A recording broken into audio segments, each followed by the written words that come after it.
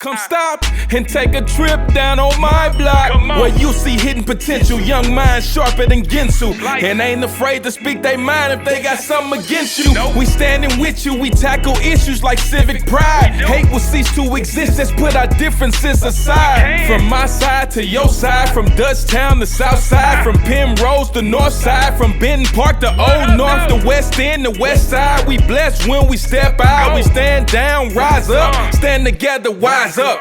This is StitchCast Studio, produced by St. Louis Story Stitchers in St. Louis, Missouri. This special edition episode of StitchCast Studio is for the Perception Isn't Always Reality mental health campaign, supported in part by Youthbridge Community Foundation. They say who that, but you already knew that. That be them story stitches, story stitches, story stitches, story stitches, story stitches. Hello, everybody under the sound of my voice. I want to thank you for tuning in to yet another episode of StitchCast Studio. I'm your host, Brandon Lewis, and I am accompanied by a couple members of our Perception team. We got Small Talk in the building. How you feeling, man? How you doing? Good to see you, man. I feel like it's been a couple weeks. It's been a little second. I'm here. Yeah. And it's been a minute since you did a podcast with us too, right? Right. Yeah, it's been a little second. Only did one. Felt. Yeah, I think so too. And we got two special guests, and I don't even want to mess it up, so I'm gonna let y'all introduce yourself. Okay, my name is Kirah Dickerson, and I am a life coach and a marketing specialist. My business is in marketing. Oh, sorry, one more thing. I'm also a community health worker. That's cool. And my name's Christine. I work at WashU. I'm kind of manager of a health communication design studio, so kind of working in the public health space. Got you. Dope. Alrighty. So the first question that we have is, how is humor a shield to trauma? What do y'all think? Humor is needed, more so because it's a lot of real things going on, and sometimes laughing and being able to express yourself with, laughing, and that's the happy feeling, it overshadows the pain you're going through sometimes. And sometimes, even when like at a funeral or something where someone has left us, sometimes we need to laugh at the good experiences, the fun experiences, to not sit on, that this person has left, but what did they do for the world when they was here? And what can we laugh about that they would laugh about? Think about it in a different way. It's kind of like a switch your mindset type of thing. Felt. I kind of got a different take on it, but it's similar. Basically saying the same thing, but I look at it a little different. With me being an overthinker, and I can probably speak for anybody else who overthinks a lot, when you have a lot of idle time on your hands, you have more time to think, and thinking can lead to you getting depressed or sad or whatever triggers you, and including humor into your day-to-day life can prevent you from overthinking and getting into those negative thoughts that drive you to feeling bad and just down. So yeah, humor can definitely be a shield to trauma in that way for me. Felt. When you two are out in the field, in terms of mental health, what do you think is the most common issue that you come across? acceptance.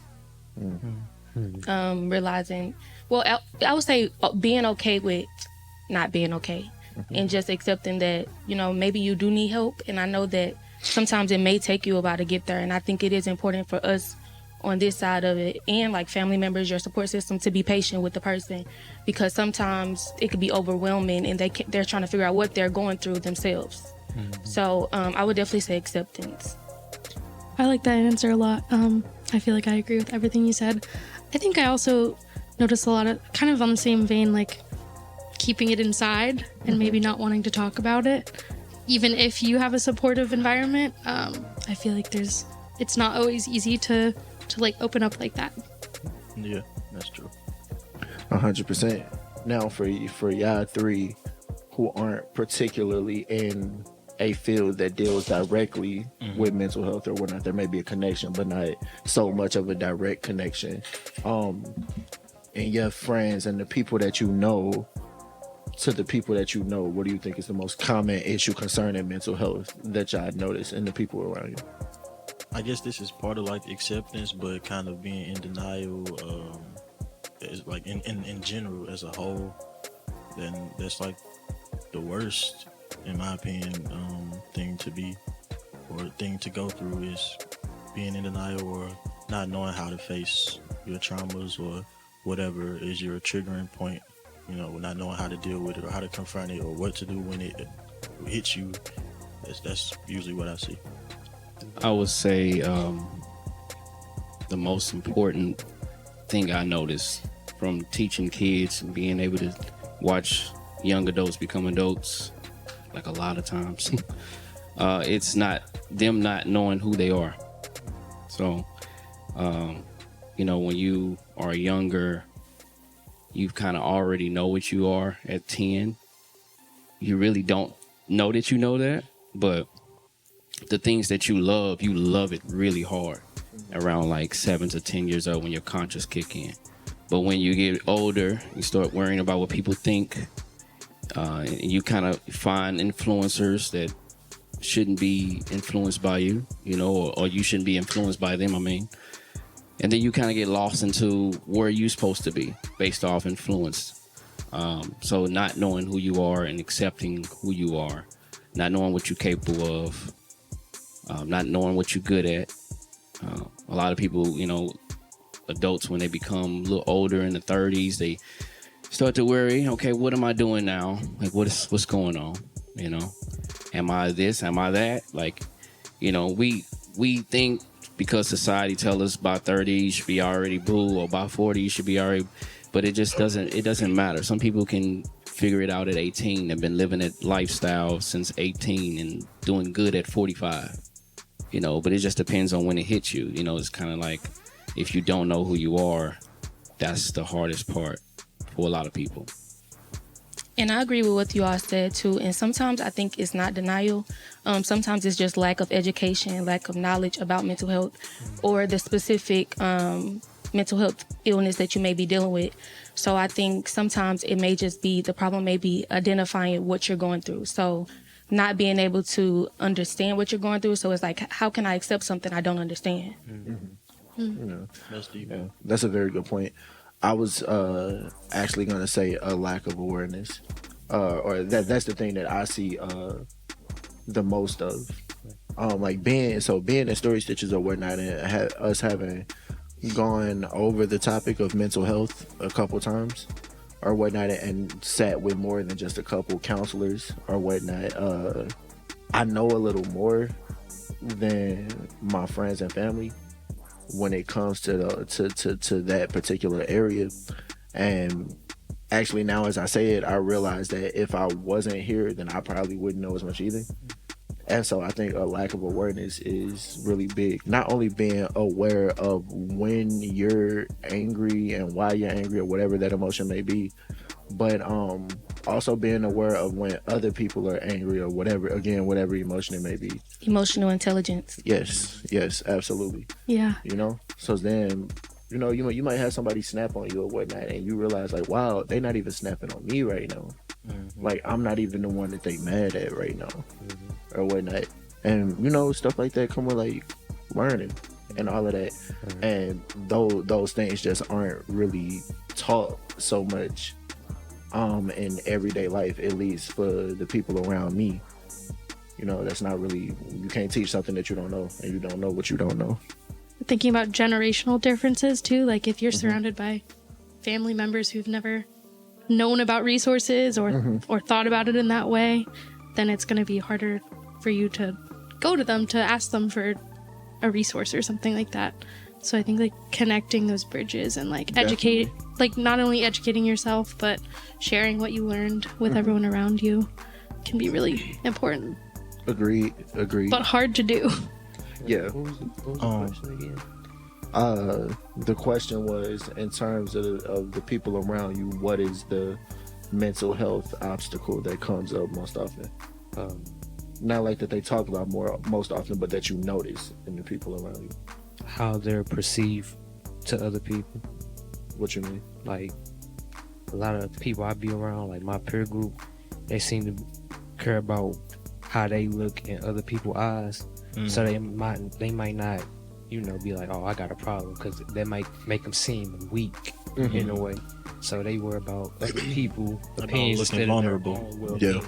Yeah. So, yeah, that's what I noticed. That's real. Since we kind of on the topic already, my question for the people in the mental health field: what is something you guys see people in their mental health journey, like bettering themselves or even just beginning? What is something that a lot of people tend to skip over in their journey that they shouldn't be avoiding unintentionally, but they're not like aware that they're skipping this major step in their journey to being better mentally? I would just say, I wouldn't say one specific thing, but I think that it's just important to take care of your health overall, whether that's physical, spiritual, all aspects of your health. So, because those aspects will pour into your mental health. All of that affects your mental health. So I guess just taking the time to actually take care of every part of you, not just your mind, because it all goes together. Yeah. And I'm not like a counselor or anything like that, but I guess what I would say is don't skip over the being in it and the processing. You know, sometimes a way to like avoid the pain is to kind of force yourself into the like, I'm better. Fears, right. Yeah, I like talked to someone about it, or I experienced it and I moved on and I'm not going to think about it, but in reality it's still affecting you. Right. So like taking the time to like be in that space, even if it's really hard. And I will also add to that too, is just like, do not underestimate the small steps that you take, because those small steps really add up to like the big change that you want to see in yourself. So those little steps are really what's going to get you far. So just not like trying to do too much at once, like take your time with it, let yourself, go at the pace that you need to, and just appreciate those small steps, because those small steps are important. Yeah, celebrate them. Yep. Yeah, definitely. Hey, what's going on, everybody? It's that time again. Time for another StitchCast Studio Arts Interlude. That's right, let's pick the city up. This week, we have a Story Stitches original piece entitled We Cope. They soar like eagles. They sing like crows. And they hawk through our streets. As daylight sings, darkness sings his bitter song. Children playing in the streets, their older siblings out hotter than heat. Mama trying to tell them to cool down, but they won't listen until they hear mama scream. The sniffles from her nose, riots out of control. R.I.P. MB on clothes. Police can hardly gain control on TV like a show. But they only show when fools are being made and not the making of greatness. You see, his death is not in vain. New voices have rearranged a chain of events, and for once we're slowly starting to see change. Badges next to cameras, cameras next to temple. Now you don't have to be a scholar to think twice before squeezing your chopper, or at least we'd hope. To cope with the pain of still, some still tope. You see, his death was not in vain, but some still cope. So they shoot at the sky, because hell is too hot and fire's without reason. So those bullets still soar. They sing like crows and they hawk through our streets. Night is to day, as bitter is to sweet. As we sleep, pistols breach the integrity of our communities. Broken unity calls for broken relationships, which brings broken people. More trauma as time passes, more than one would ask, more than one wants to see, and more than we were taught to speak.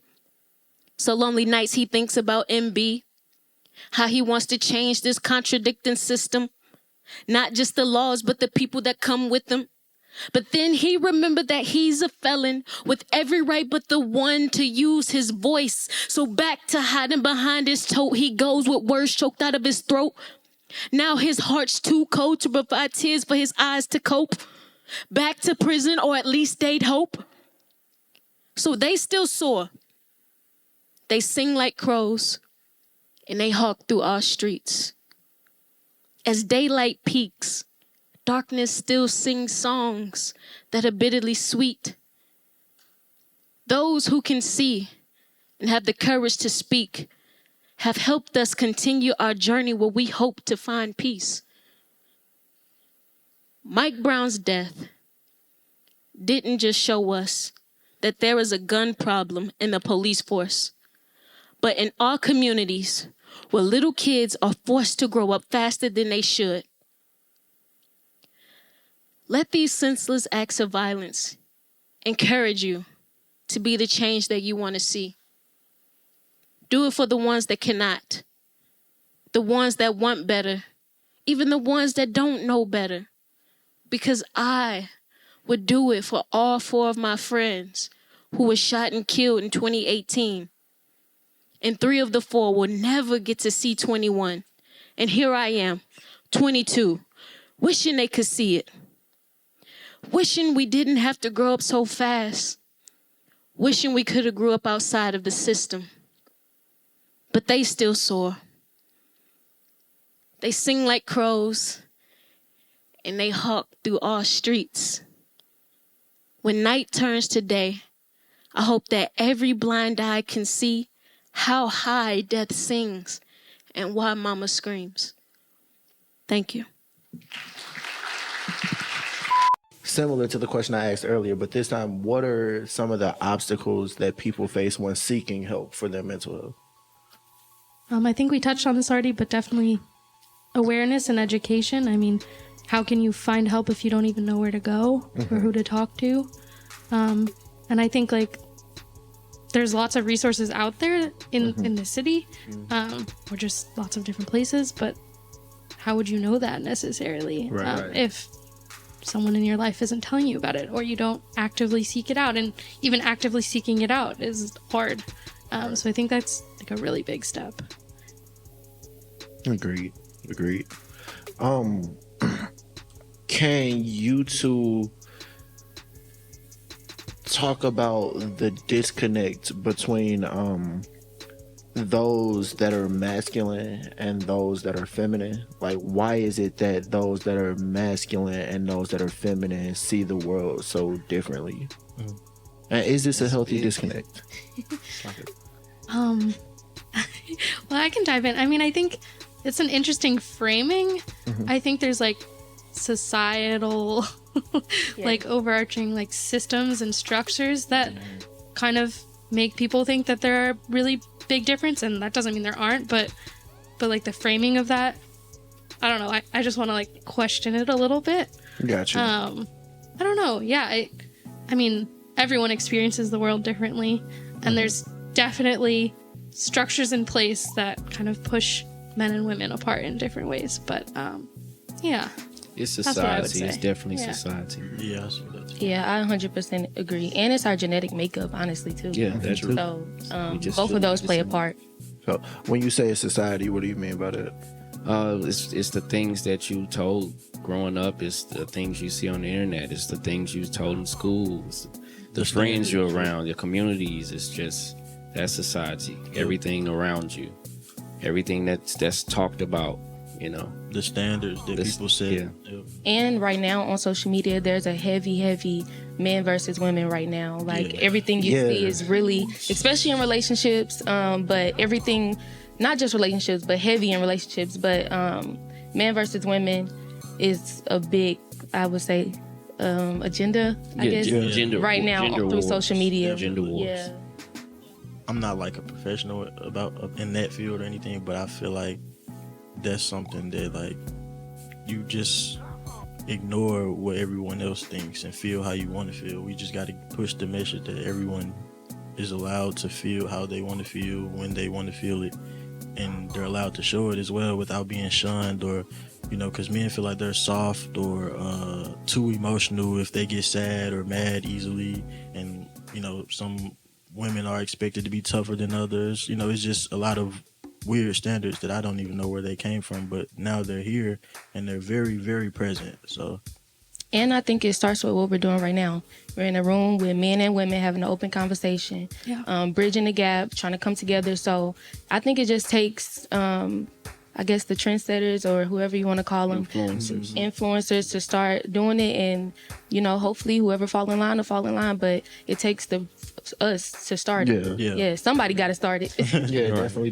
Yeah, and I feel like you can start small too. Like you can talk to people you're comfortable with and let them open up to you or open up to them. Like a small gesture goes a long way, I feel. Yeah, definitely. And I say this. social media has been around for as long as I can remember. You know, I know there was a time where it wasn't social media, and I was alive during that time. But I was like in 3rd grade when Facebook came out. So the majority of my life, social media has been around, and so for at least as long as I remember being lucid enough to pay attention, I feel like that's kind of, there's been a men versus women thing like almost that whole time. But what I love is that I see more and more people saying no. We're not gonna do that, and I feel like that's what it takes. It's a just not buying into it, you know, especially when you identify that somebody kind of sees the world as men versus women, you know what I'm saying? Correct that behavior and don't argue, don't make the argument. And we do need each other, so it's like, you feel me? We don't like have that against each you know other. what I'm We saying? need each other. So Like if one of us went extinct, the other one gonna go extinct. So basically, so yes, like in the most basis of terms, yes, we need each other. We need each other. We have to have each other. And I do think, unfortunately, speaking to agendas again, there is a narrative pushed that we don't need each other, and I feel like that's kind of the problem, because we do, and it's okay to need each other. I feel like that's okay. It's okay to admit that.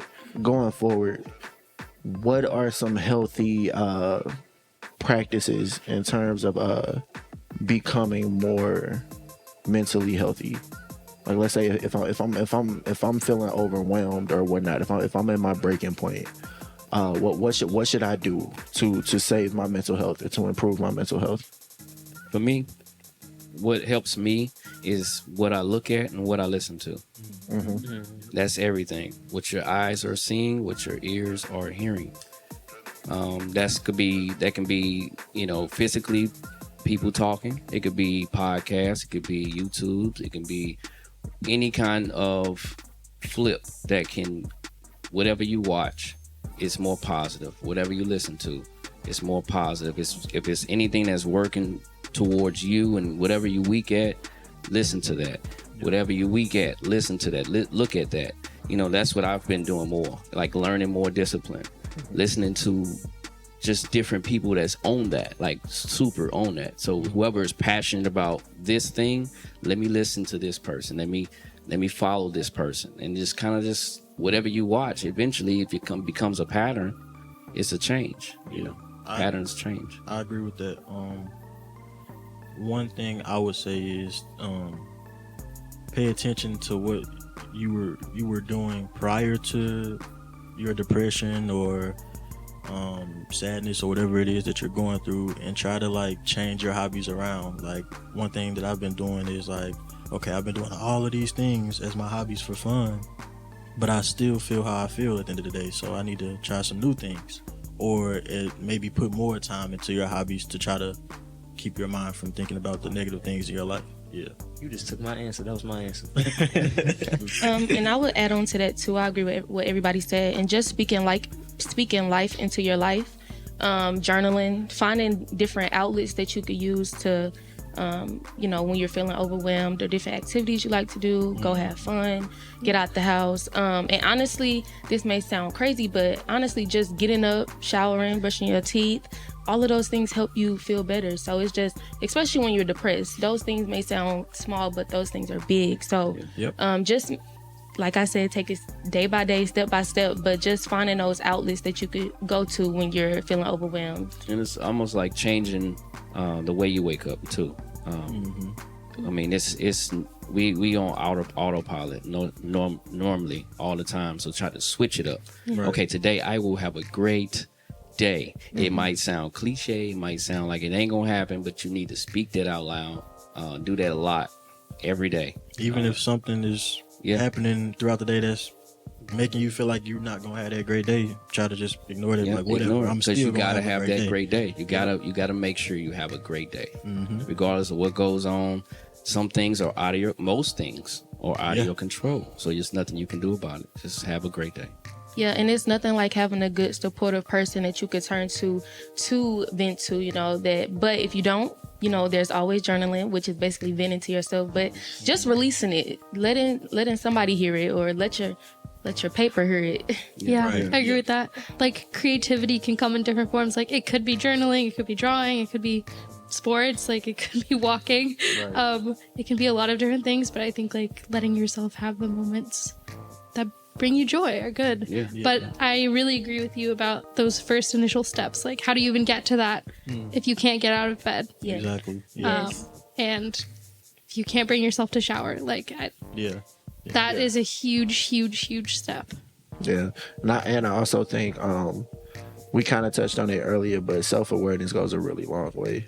Knowing yourself well enough to know, like, okay, I'm about to get to my breaking point, or even being emotionally intelligent enough and self-aware enough to recognize this situation is not going to be good for my mental health, and maybe this is something that I shouldn't involve myself in. But the tricky thing is, again, or at least in my community, a lot of people don't know.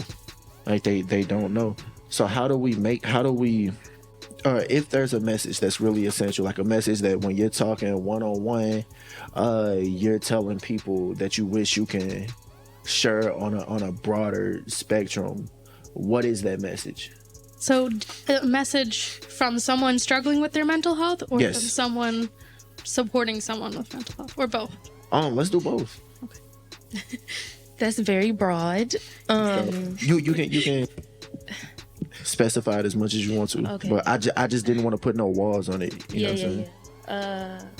I guess for someone who is dealing with mental health, I would just say the biggest message is to not give up. And there's always going to be there's somebody out here that wants to help you. There's someone out there that can support you in the way that you need. And I would say just to keep fighting. And I don't even really want to use the words fighting, but don't give up on yourself. That's what I would say. Yeah, I like that.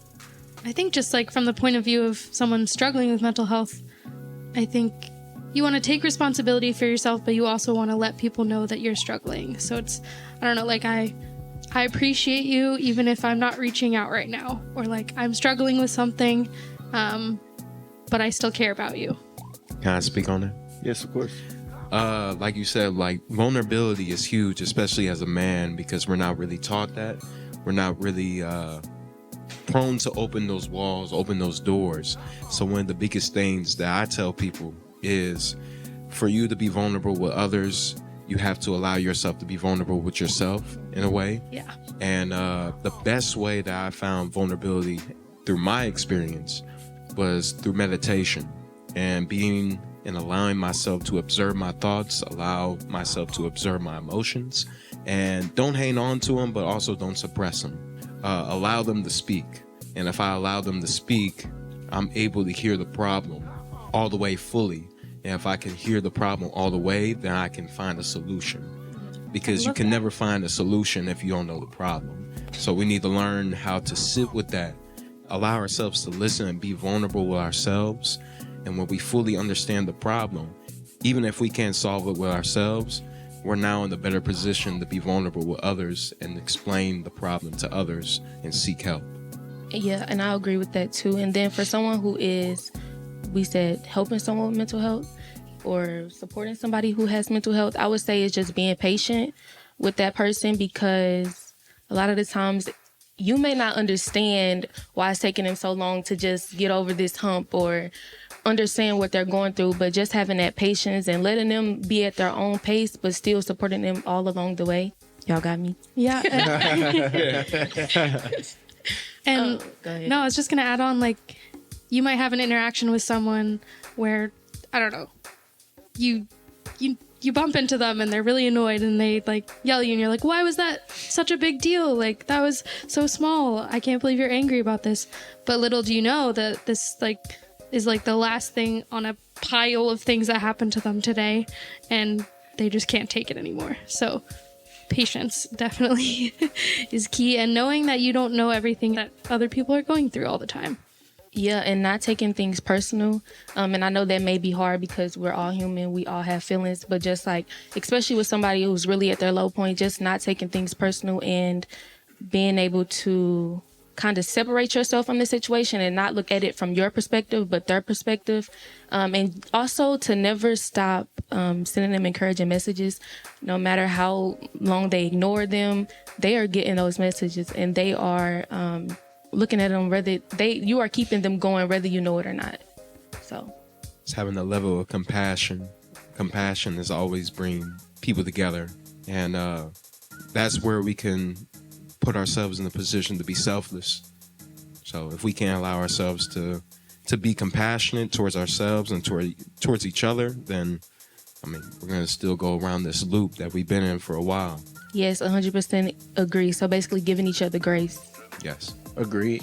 So when you find yourself in a situation and those red flags are going off, like, this is going to be nasty for my mental health. I don't think this is something I want to put myself through, or whatever the case is.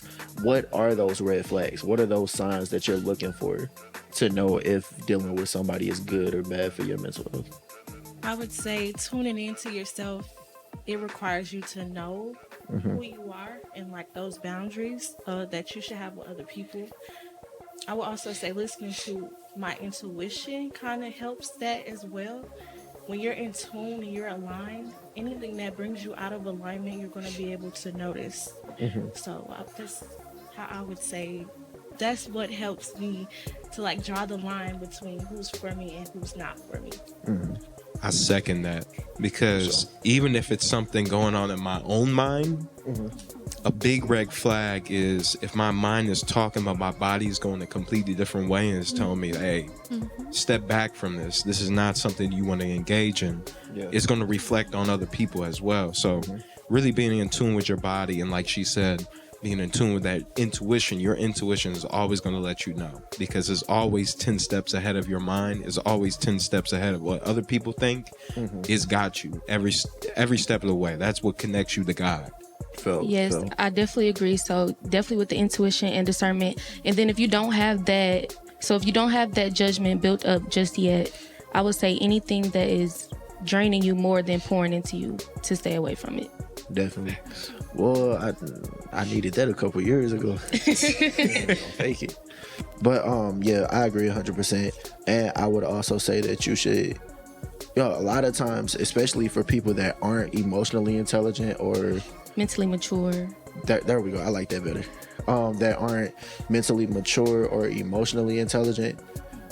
A lot of times when they or we feel something, we suppress or try to dismiss that emotion without sitting with it and understanding or asking questions. You know what I'm saying? So if you're dealing with somebody and you got this, whatever the feeling is, anger, whatever the feeling is, rather than dismissing that thing, I think you should give yourself permission to feel whatever it is that you're feeling, and analyze it. Why do I feel this way? One of the biggest things that I look for when determining whether or not something or someone is good for my mental health is if I feel disrespected when I'm dealing with this person or whatnot, because I feel like something that's good for my mental health ain't gonna like I don't know, disrespect to me is like a precursor or whatnot, and you gotta be able to set boundaries, because whatever you allow people to do, you basically teaching them how to treat you. And so, if you allow people to disrespect you like that, then they gonna think it's okay or whatever. They'll continue to do it or whatnot. So the ability to set boundaries or whatnot. But if you feel like you gotta set a boundary, I think that's something you should pay attention to. That's another precursor that I think of or whatnot when dealing with things like that. What are some of y'all own mental health practices? Or do you do anything to make sure that your mental is in order? And if you don't, that's okay. Meditation, create, anything, like, honestly, anything that not takes me away from there, but like what I used to do, especially when I was getting rid of my anxiety. I used to paint all the time. I used to take that anxiety out of my mind, put it into my hands, and then let it speak through that painting, pretty much. Let my anxiety speak through that painting. Because with every emotion, with every thought, there's a story behind it. So I let that storytelling happen within that painting. That was one of the biggest things that got me through, like, getting over and learning my anxiety. Because whether if you know it, like, creativity is so crazy. I'm sure that you guys or anybody else has been through this. It's like when you're creating, you don't know what's going to come out you. You don't know what you're going to put on that paper. You don't know what you're going to put on that canvas. You don't know what you're going to put on this beat. You don't know that. Mm-hmm. Sometimes you just have to be a terminal and allow that to, happen through you. And that's the biggest thing that helped me. Felt artistic expression. I'd kind of add on to that, like, find what makes you lose track of time. Mm-hmm. Wow, that's really I poetic. lose hours when I'm doing something I enjoy. Mm-hmm. I'm like, wait, I was reading for 3 hours straight, or like I was drawing for like 2 hours. What happened? And it's not about losing those hours, but it's about like not thinking about the other things going on. Yeah. I think is more what it's about, and like letting yourself be in that moment so wholly that you don't care about anything else. So yeah, like they said, I love to create and I love to journal. But I do want us to also acknowledge that your mental health journey will not always be sweet. Yeah. Sometimes, a lot of the times, you're going to have to get uncomfortable to grow. Yeah. So a lot of those things that you may have to do, exposures or certain things may not be fun. It may not be comfortable, but those are also things that you have to do to grow in your mental health, or to overcome certain obstacles that you have that needs to be talked about as well. Yeah, and I think what you were talking about with boundary setting, I think that's a big one. And that can be uncomfortable. Yeah. Saying no can be really, really hard. And so I think that's another big thing, is trying to find those boundaries for yourself. Definitely. One thing for like men that's really, really uncomfortable is that vulnerability, but especially crying. Mm-hmm. Like, I allowed myself to cry more, especially like when I hit my spiritual journey. I allowed myself to cry more in the last 3 years than I did for the rest of my life. And through those tears, it's very uncomfortable because we're taught to keep that all in, thug it out, toughen up, stick that chest out. And that doesn't work because when you continue to do that, it's going to continue to stack up. Yeah. And when you allow that to stack up, one or two things can happen. Self-destruction of some type, or you identifying with it and self-destructing and bringing other people with you. That's real. That's very real. My uncle used to tell me that you should take care of the things that take care of you. And I think the mind is definitely one of those things that we unfortunately, I don't know, I can't think of nothing to compare it to right now. But I think the way the mind works and mental health in general, like a lot of people look at health as like physical or whatnot, whatever your philosophy is fine. I personally believe it's like a triangle of spiritual, mental, and physical health or whatnot. And that being healthy at all three of those things is what gives you ultimate health. But mental health seems to always get overlooked. So ultimately, we are making a PSA. We have a PSA project that we're working on to destigmatize mental health. Story Stitchers is supported in part by the Lewis Prize for Music 2021 Accelerator Award. The mission of the Lewis Prize is to partner with leaders who create positive change by investing in young people through music. Additional support for StitchCast Studio and Story Stitchers programs is provided by Missouri Department of Economic Development Youth Opportunities Program, the Arts and Education Council, and powered by Emeara Corp and Tegna Foundation. St. Louis Story Stitcher Studio. The center is supported in part by Kranzberg Arts Foundation as a resident organization. Thank you for listening. They say who that, but you already knew that. That be them story stitches. Story stitches, story stitches, story stitches, story stitches. This special edition episode of StitchCast Studio is for the Perception Isn't Always Reality mental health campaign, supported in part by Youthbridge Community Foundation.